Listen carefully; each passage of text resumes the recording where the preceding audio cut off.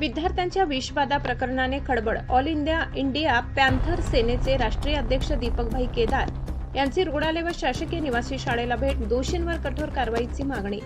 समाज कल्याण विभागाच्या अनुसूचित जाती व नवबौद्ध मुलांची शासकीय निवासी शाळा शहादा येथे विद्यार्थ्यांना जेवणातून विषबाधा झाल्याची धक्कादायक घटना समोर आल्यानंतर ऑल इंडिया पॅन्थर सेनेचे राष्ट्रीय अध्यक्ष दीपकभाई केदार यांनी तातडीने या प्रकरणाची गंभीर दखल घेतली. त्यांनी शहादा येथील ग्रामीण रुग्णालयात जाऊन उपचार घेत असलेल्या विद्यार्थ्यांची भेट घेऊन त्यांच्या प्रकृतीची विचारपूस केली. तसेच विद्यार्थी पालक आणि वैद्यकीय अधिकाऱ्यांकडून घटनेची माहिती जाणून घेतली. त्यानंतर दीपकभाई केदार यांनी समाज कल्याण विभागाच्या अनुसूचित जाती व नवबौद्ध मुलांची शासकीय निवासी शाळेलाही भेट देऊन संबंधित अधिकारी व कर्मचाऱ्यांशी चर्चा केली. विद्यार्थ्यांना देण्यात आलेल्या अन्नाची गुणवत्ता, स्वच्छता, अन्न तयार करण्याची प्रक्रिया, साठवणूक आणि देखरेखीबाबत माहिती देत या घटनेस नेमके कोण जबाबदार आहे त्याची सखोल चौकशी करण्याची मागणी त्यांनी केली. यावेळी बोलताना दीपकभाई केदार यांनी सांगितले की विद्यार्थ्यांच्या आरोग्याशी संबंधित अशा गंभीर प्रकरणात कोणत्याही प्रकारचा निष्काळजीपणा खपवून घेतला जाणार नाही. या घटनेस कारणीभूत असलेल्या अधिकारी, कर्मचारी किंवा संबंधित व्यक्तींवर तात्काळ कठोर कायदेशीर कारवाई करण्यात यावी अशी त्यांनी मागणी केली. त्याचबरोबर त्यांनी असा आरोप केला की या वसतिगृहाला डॉक्टर बाबासाहेब आंबेडकर यांचे नाव असून येथे दलित व आदिवासी समाजातील विद्यार्थी शिक्षण घेत आहेत. यामुळे या घटनेकडे केवळ अपघाती घटना म्हणून न पाहता सर्व बाजूंनी निष्पक्ष चौकशी होणे आवश्यक आहे. प्रशासनाचा हा सुनियोजित कट होता का याचाही तपास झाला पाहिजे असा प्रश्न उपस्थित करत त्यांनी या संदर्भात सखोल आणि पारदर्शक चौकशीची मागणी केली.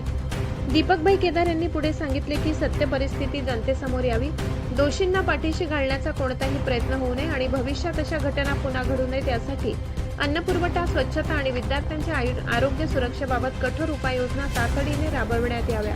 दरम्यान या घटनेमुळे पालक आणि सामाजिक संघटनांमध्ये तीव्र संतापाची भावना व्यक्त होत असून संपूर्ण प्रकरणाची निष्पक्ष चौकशी करून दोषींवर कठोर कारवाई करण्याची मागणी जोर धरत आहे. ऑल इंडिया पॅन्थर सेनेनेही या प्रकरणाचा पाठपुरावा करून विद्यार्थ्यांना न्याय मिळेपर्यंत संघर्ष सुरू ठेवण्याचा इशारा दिलाय.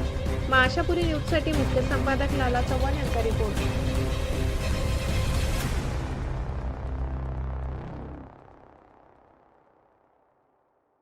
दुर्दैव आहे. अरे गरीब आई बापांना तुम्ही ब्लॅकमेल करताय. डिस्चार्ज घ्या, घरी जा, तुमचे लेकरं चांगले झालेत. आज बघ पाहून आलो मी 4 ते 5 विद्यार्थी आजही सिरियस आहेत.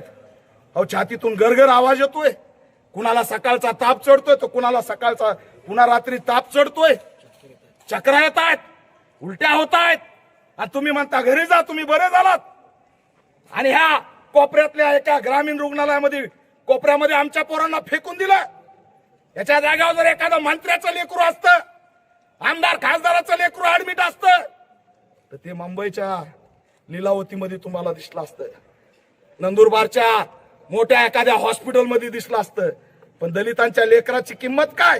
3 तासापासून इथं फॅन नाही, लाईट नाही. मी आलो तेव्हा बेडवरती कपडा टाकलाय. अरे काय तुम्ही आम्हाला वागणूक देताय? जनावर नाही तेवढं लक्षात ठेवा. आणि म्हणून हे शैक्षणिक अॅट्रॉसिटी आहे. सामाजिक न्याय घडवून आमचा हत्याकांड घडवण्याचा हा प्रयत्न आहे. याचा आम्ही असणारा निषेध करतो. आणि लवकरच ही घटना दबली आहे असं कुणी समजू नका. येणाऱ्या या 2 दिवसामध्ये नंदुरबारमध्ये आम्ही असणाऱ्या या लेकराच्या न्यायासाठी मोठं आंदोलन छेडल्याशिवाय राहणार नाहीत. हा इशारा सुद्धा या माध्यमातून देतो.